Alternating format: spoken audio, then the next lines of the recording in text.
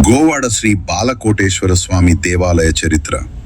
ఆంధ్రప్రదేశ్లోని పవిత్ర క్షేత్రాల్లో ఒకటైన గోవాడ శ్రీ బాలకోటేశ్వర స్వామి దేవాలయం దాదాపు 10 శతాబ్దాల చరిత్ర కలిగిన ఈ క్షేత్రం భక్తి, విశ్వాసం, అద్భుతానికి నిదర్శనం. ఇది నేటి గోవాడ. కానీ శతాబ్దాల క్రితం ఈ ఊరికి దగ్గుమల్లి అనే పేరు ఉండేదని పురాణాలు చెబుతున్నాయి. చోళరాజుల పరిపాలన కాలంలో ఈ ప్రాంతం వైభవంగా వెలుగొందింది. ఆ రోజుల్లో ఇక్కడ సోమేశ్వర స్వామి పేరుతో ఒక శివాలయం వెలసి ఉండేది. అయితే ఆ కాలంలో శైవులు, వైష్ణవుల మధ్య జరిగిన ఘర్షణల నేపథ్యంలో ఈ దేవాలయం ధ్వంసమైందని చరిత్ర చెబుతోంది. కాలగర్భంలో కలిసిపోయిన ఆ ఆలయం శిథిలాలుగా మారి మట్టిలో కలిసిపోయింది. అద్భుత ఘట్టం. శతాబ్దాలు గడిచిపోయాయి, కాలం మారింది. కానీ స్వామివారి కృప మాత్రం ఆగలేదు. చేబ్రోలు నుంచి గోవాడకు వస్తున్న ఒక భక్తుడు సాయంత్రం సమయం కావడంతో ఆ శిథిలమైన గోడల దగ్గర విశ్రాంతి తీసుకున్నాడు. ఆ రాత్రి అతనికి ఒక దివ్య స్వప్నం వచ్చింది. ఇక్కడ ఒకప్పుడు నా ఆలయం ఉండేది, నేనిక్కడే ఉన్నాను అని స్వామి వచ్చారట. ఉషోదయం అవగానే గ్రామస్తులను తీసుకుని ఆ ప్రాంతంలో తవ్వకాలు జరిపారు. అప్పుడు భూమిలోంచి వెలుగొందిన శివలింగాకారం దర్శనమిచ్చింది. గ్రామం ఆనందంతో నిండిపోయింది. ప్రతిష్ఠ మహోత్సవం 1930 సంవత్సరంలో గ్రామస్తులు, భక్తులు కలిసి రాగి చెట్టు సమీపంలో 5 రోజుల దీక్ష నిర్వహించారు. వేద మంత్రాల నడుమ స్వామివారిని ఘనంగా ప్రతిష్ఠించారు. అప్పటి నుంచి ఈ క్షేత్రం శ్రీ బాలకోటేశ్వర స్వామి పేరుతో ప్రసిద్ధి చెందింది. తిరునాళ్ల వైభవం. ప్రతి సంవత్సరం 5 రోజుల పాటు జరిగే తిరునాళ్లు ఈ క్షేత్రానికి ప్రత్యేక ఆకర్షణ. లక్షలాది భక్తులు తరలివచ్చి స్వామివారిని దర్శించుకుని తమ కోర్కెలు కోరుకుంటారు. భక్తుల నమ్మకం ఏమిటంటే ఈ స్వామివారు కోరిన కోరిక తీరుస్తారు, కొండంత అండగా నిలుస్తారు.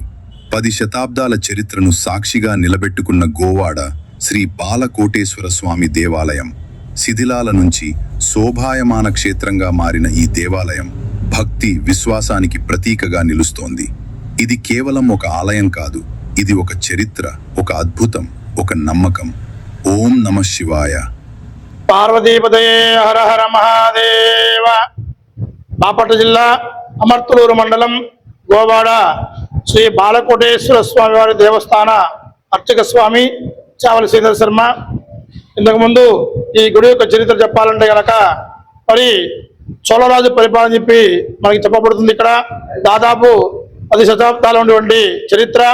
మరి ఆ చోళరాజు పరిపాలన చేసేటప్పుడు శైవులు, వైష్ణవులు కూడా మరి ఎవరికి వాళ్ళు మా శాఖ గొప్పది అని చెప్పి అట్లా ధ్వంసం చేసుకున్నారట. ఇక్కడ చరిత్ర చెప్పబడుతుంది మనకి. ఇక్కడ మరి ఆ శైవులు, వైష్ణవులు కూడా ఈ శైవులు వెళ్ళి వైష్ణవ దేవాలయాన్ని పడేసినట్టు, మళ్ళీ ఆ వైష్ణవులు వచ్చి ఈ శైవ క్షేత్రం పడేసినట్టుగా ఒక చరిత్ర చెప్పబడుతుంది ఇక్కడ. మరి అప్పుడు చోళరాజు పరిపాలన చేసేప్పుడు ఊరి పేరు కూడా దగ్గుమల్లి అని ఊరి ఉండేదట. స్వామివారి పేరు సోమేశ్వర స్వామి అని చెప్పి ఒక నామకరణం కూడా చేయబడినప్పట్లో అట్లా శిథిలమైపోయిన తర్వాత స్వామి భూగర్భంలోకి వెళ్ళిపోయిన తర్వాత తిరుపతినాడి అని చెప్పి ఒక ఆయన చేపురం నుంచి గోవాడ వద్దామని చెప్పి అప్పట్లో కాలినడకతో వస్తుండగా ఇక్కడ రాగానే, అంటే ఈ ప్రాంగణం దగ్గర రాగానే అస్తమానం అవుతుంది. అంటే చీకపడిన తర్వాత ఆయనకి స్వప్నంలో నిద్రపోయిన తర్వాత ఆయనకి ఒక స్వప్నంలాగా ఒక కళ వచ్చిందట ఆయనకి. ఏమనయ్యా అంటే మరి ఇక్కడ రాజులు పరిపాలన చేసినట్టు ఒక దేవాలయం ఉన్నట్టుగా ఒక కళ వస్తే సూర్యోదయం అయిన తర్వాత గ్రామస్తులను పిలిపించి ఇట్లా నాకు స్వప్నంలో స్వామివారి కనపడ్డారు, ఇక్కడ దేవాలయం ఉన్నట్టుగా ఒక చరిత్ర ఉన్నది అని చెప్పగా ఎక్కడైతే స్వామివారు ఉన్నారో అక్కడ తొవ్వి చూస్తే అక్కడ స్వామి మరి పై కైవారంతో కనపడంగా అలాగా ఆ లింగాకారాన్ని పైకి లేపారు. పైకి లేపిన పిమ్మట 1930లో దేవాలయాన్ని ఒక రాతి కట్టుబడితో కట్టి అక్కడ నుంచి పాంచానిక దీక్షతో, అంటే గనక 5 రోజులు దీక్షతో ప్రతి మహాశివరాత్రి రోజున మరి ఉత్సవాలు అత్యంత వైభవంగా జరుగుతాయి. ఈ 5 రోజుల ఉత్సవాలు బాపట్ల జిల్లా మరి అమర్తలూరు మండలం గోవాడ గ్రామంలో తప్ప ఇంకెక్కడ కూడా జరగవు. మరి 5 రోజులు స్వామివారికి బ్రహ్మసూత్రంతో ఉన్నటువంటి లింగాకారం. ఈ 5 రోజులు కూడా ఈ సంవత్సరం 2026 సంవత్సరం మరి దేవాదాయ ధర్మాదాయ శాఖ వారి యొక్క సూచనల ప్రకారంగా ఆర్జేసి మరి డిసి గారు ఏసీ గారి యొక్క సూచనల ప్రకారంగా నిన్నటి నుంచి ఈ ఉత్సవాలు ప్రారంభమైనాయి.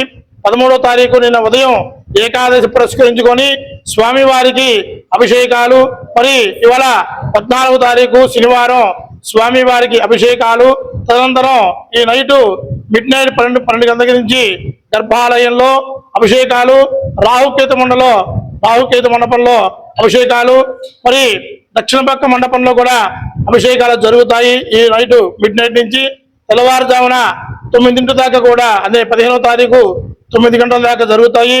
మరి 15వ తారీఖు మహాశివరాత్రి రోజున అంటే ఆదివారం అర్ధరాత్రి లింగోద్భవాభిషేకం కూడా జరుగుతుంది స్వామివారికి. 16వ తారీఖు కూడా యథావిధిగా అభిషేకాలు జరిగిన పిమ్మట ఈ సంవత్సరం స్వామివారి యొక్క మరి ఆ కోనేరు ఉంది పనోడ పక్క, ఆ కోనేరులో తెప్పోత్సవం కూడా అత్యంత వైభవంగా ఈ సంవత్సరం జరుగుతుంది.